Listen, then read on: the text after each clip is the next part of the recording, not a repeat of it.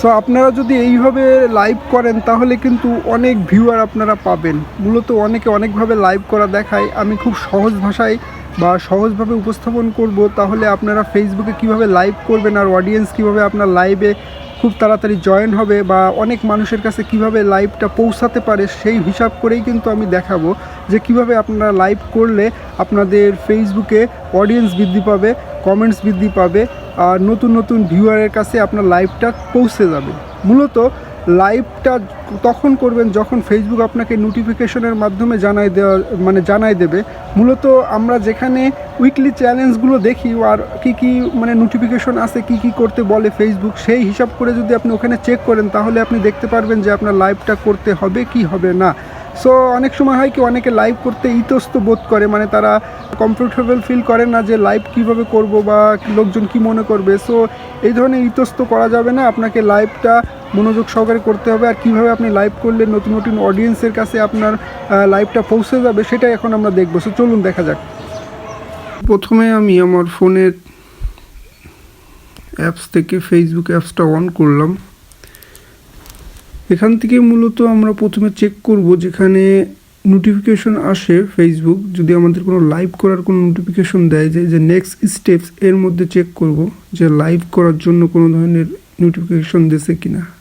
So এখানে যদি কোনো নোটিফিকেশন আসতো তাহলে আমরা ডাইরেক্টলি সেই নোটিফিকেশনের উপর ক্লিক করে ডাইরেক্ট লাইভে অপশনে যেতে পারতাম। সো এখানে কোনো ধরনের লাইভ অপশন দেয় নাই। সো আমরা ব্যাক যাব। এখন ব্যাকে যেয়ে আমরা দেখুন এই টাইম লাইনের এই অপশনে, অর্থাৎ এই যেখানে ইয়োর পোস্ট, যেখান থেকে আমরা পোস্ট করি, এখানেও কিন্তু যে রিল আর লাইভস, এখান থেকেও কিন্তু আমরা লাইভে যেতে পারি। কিন্তু আমরা এখান থেকে লাইভে যাব না, আমরা এই যে উপরে যে প্লাস অপশন আছে, হোম পেজের ওই প্লাস অপশনের থেকে আমরা লাইভে যাব। সো এখানে লাইভে আমি ক্লিক করলাম।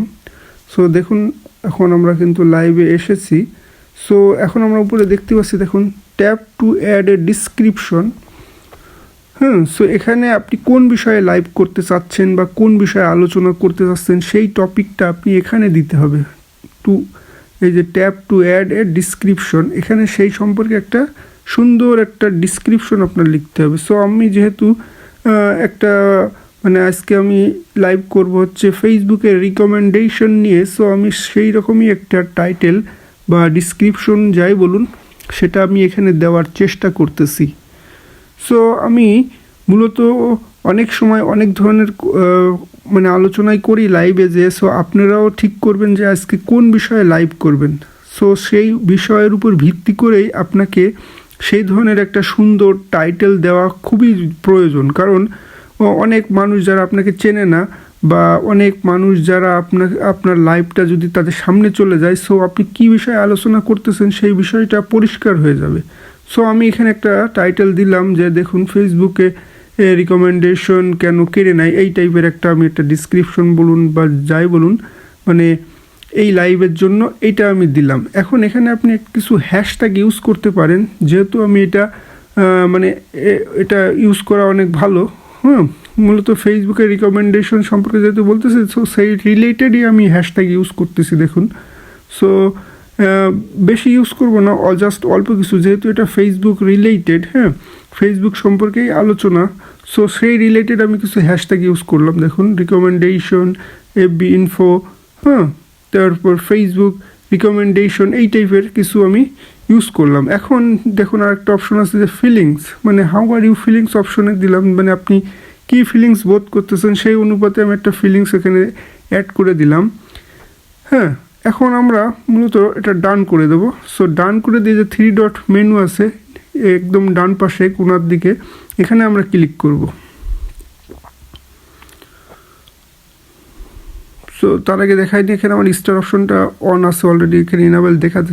সো আমরা এখন 3 ডট মেনুতে ক্লিক করলাম। সো এখানে আমরা অলরেডি দেখেছি যে আমরা আমাদের ডেসক্রিপশনটা লিখেছি, তারপরেও দেখতেছি যেখানে শো করতেছে কিনা, শো করতেছে, ওকে।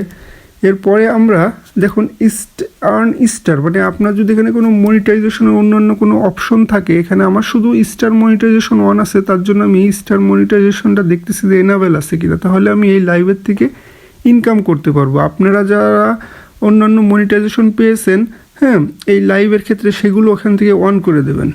সো আরেকটা অপশন আছে দেখুন, আমরা একটু নিচে আসি, সেটা হলো পোলস। হ্যাঁ, পোলস অপশন আছে।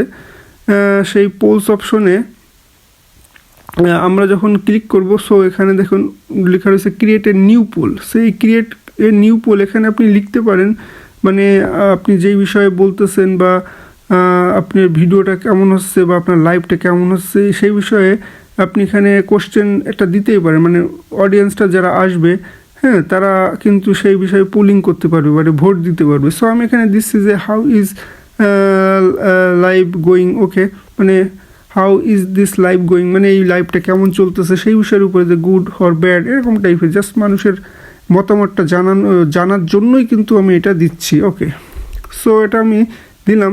পোলটা 5 মিনিটের জন্য আমি সেভ করব। ওকে, সেভ করা কমপ্লিট।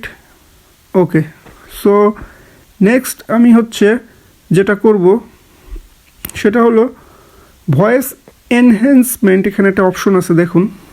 সো আপনার আশেপাশে লাইভ করার জন্য, মানে যখন করবেন তার আশেপাশে যদি অনেক বেশি সাউন্ড থাকে, সেক্ষেত্রে আপনি এই যে রিডিউস ব্যাকগ্রাউন্ডস নয়েজ প্রথম অপশনটা অন করে দিতে পারেন যদি আশেপাশে কোনো ধরনের মানে সাউন্ড আসে। আর দ্বিতীয় নম্বর দেখুন এনহ্যান্স সাউন্ড, এটাও আপনি অন করে দিতে পারেন, আবার নাও দিতে পারেন। সো এই অপশনটা যখন হয়ে যাবে তখন আপনারা চলে যাবেন শেয়ার টু। এই যে শেয়ার টু, এখানে দেখুন স্টোরিতে শেয়ার করা আছে কিনা, এখানে ব্লু মার্ক টিকটা অন করে দেবেন। আর চ্যানেল যদি থাকে সে চ্যানেলটাও অন করে দেবেন। ওকে, সো আমি দিছি দুইটাই অন করে। আর যদি আপনি গ্রুপে শেয়ার করতে চান, ডাইরেক্টলি এমন কোনো গ্রুপ আছে যেগুলো অ্যাপ্রুভ করবে অটোমেটিক, সেখানে আপনি শেয়ার করতে পারেন।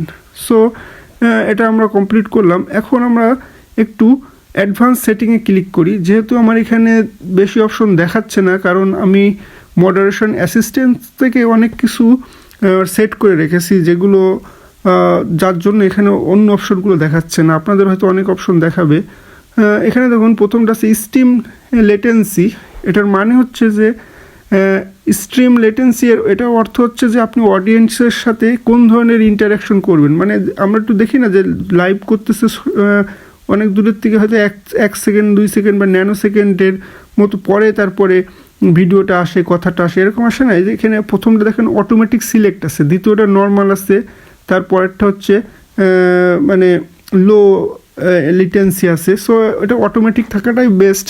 সো এটাই হচ্ছে মূলত মানে পারফেক্ট সেটিং যেটা বলা হয়। এটা করার পরেই কিন্তু আপনি লাইভে খুব সহজেই যেতে পারবেন। সো এটাই হচ্ছে মূলত, এর বেশি আর কোনো প্রয়োজন নেই, মূলত এটা এনাফ। আর যেহেতু আমার এই অ্যাডভান্স সেটিংয়ে অন্যান্য অপশন আসতেছে না, এর মানে হচ্ছে মডারেশন অ্যাসিস্ট্যান্ট থেকে আমি অলরেডি এগুলো করে রেখেছি, যার জন্য সেই অপশনগুলো এখানে আসতেছে না। সো এখন আপনি লাইভে যেতে পারেন। আশা করা যায় বুঝতে পেরেছেন। ধন্যবাদ সবাইকে। সো এতক্ষণ আমরা দেখলাম যে কিভাবে আমরা লাইভ করলে আমাদের অডিয়েন্স কিভাবে, মানে নতুন নতুন অডিয়েন্স আমরা পাবো, ফেসবুকটা আমাদের এই লাইভটা অনেক মানুষের কাছে পৌঁছে দেবে। মূলত এইভাবে যদি আমরা লাইভ করি আর সকল সেটিংস সেট আপ করে যদি আমরা লাইভ করি, তাহলে আমাদের লাইভটা আরও বেশি ফেসবুক অনেক মানুষের কাছে পৌঁছে যাবে। সো ধন্যবাদ, আজকে এই পর্যন্তই। সবাইকে অশেষ ধন্যবাদ।